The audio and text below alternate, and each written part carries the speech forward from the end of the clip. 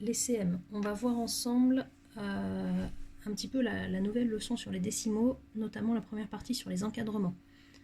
On peut encadrer à l'unité, ça vous posera pas de problème. Exemple, 6,4. Si je l'encadre à l'unité, je cherche l'unité qui vient juste avant, l'unité qui vient juste après. Là, vous n'aurez aucune difficulté, 6,4 c'est compris entre 6 et 7. Si vous avez un doute, une droite graduée, 6,4, 6,3, 6,2, 6,1, 6.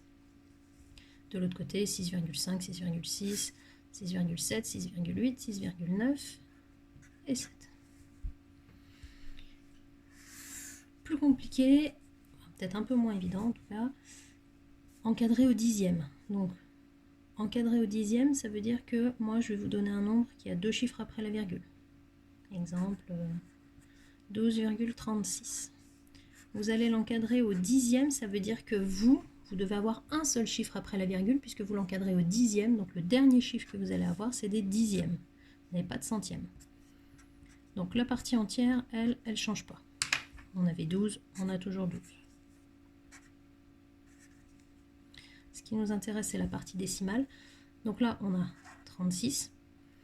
Nous, on veut garder seulement les dixièmes. Donc on va garder ici le 3. Et puis ici, on va mettre un de plus, le 4.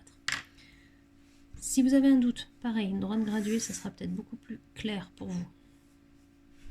Ici, 12,3, on va le mettre ici. Ici, 12,4, on va le mettre là.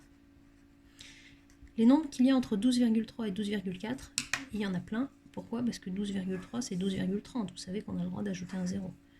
Là, c'est 12,40. Donc après 12,30, je vais avoir 12,31, 12,32, etc. 12,36, on va dire qu'il est par là, 12,36. Il est bien entre 12,3, 12,30, c'est la même chose, et 12,40.